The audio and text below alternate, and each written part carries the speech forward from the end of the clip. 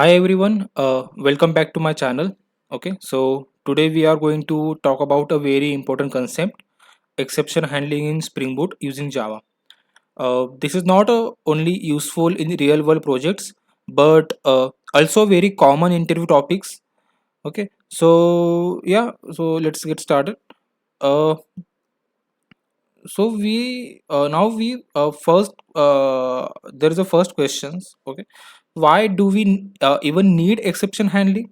Okay, so if we write a try catch everywhere in the code, it becomes very messy and hard to maintain.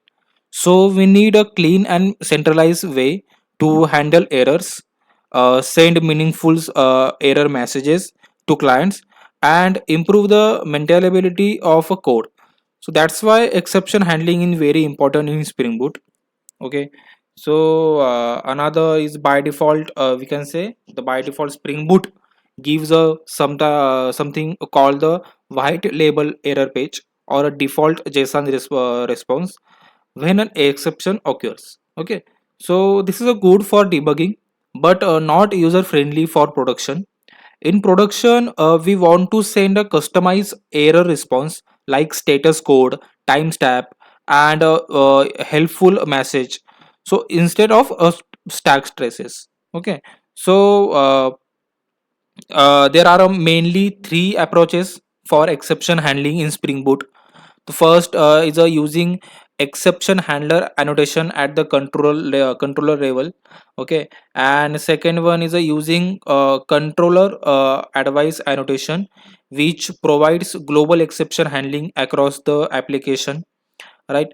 And third one is using response status annotation or a response status exception to map exceptions directly to http status code. Okay, so in most real world projects we combine these approaches.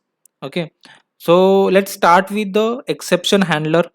Okay, so this is a used inside a controller to catch a specific exception.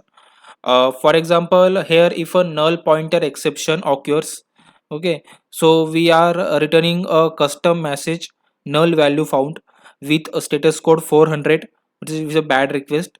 So this is a helpful when you want to handle the exceptions at the controller level. Okay, so next we have a controller advice, which is one of the most powerful features. It allows us to handle exceptions globally for all controllers in a single place.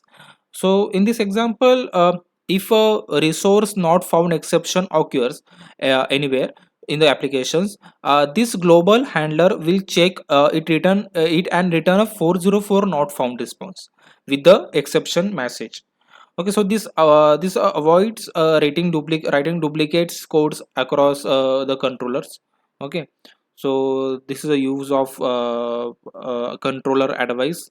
Then another approach is using response status.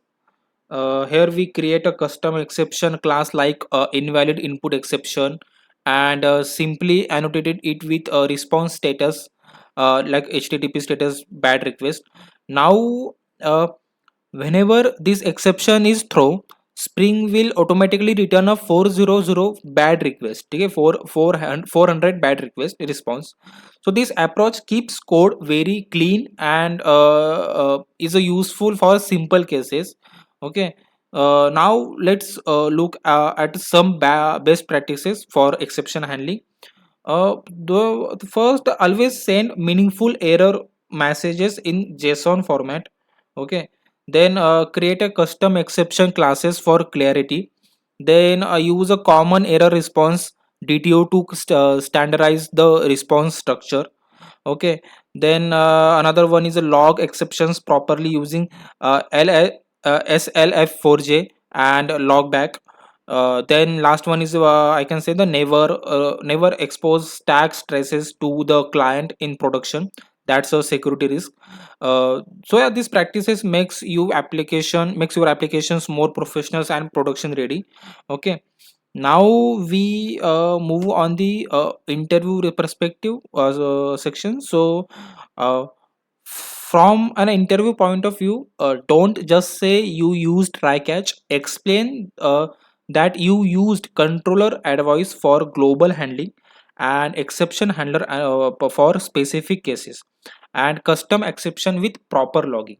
Okay, so also mention monitoring using tools like Spring Boot actuator or ELK stack. So that shows that you understand both development and production practices. Okay, then to wrap it up, so there are the few key takeaways. So as per my point of view, so there are the few takeaways. So first one, I will say the centralized exception handling improves code quality. Spring Boot gives multiple ways to handle exception. Global handlers are the best choice for production, and always follow best practices for a error response. Okay, uh, and that's it's for today's video and on exception handling in Spring Boot. If you found this useful, then make sure to like, share, and subscribe for more Java plus Spring Boot interview content. Okay, then thank you. We will meet in next video.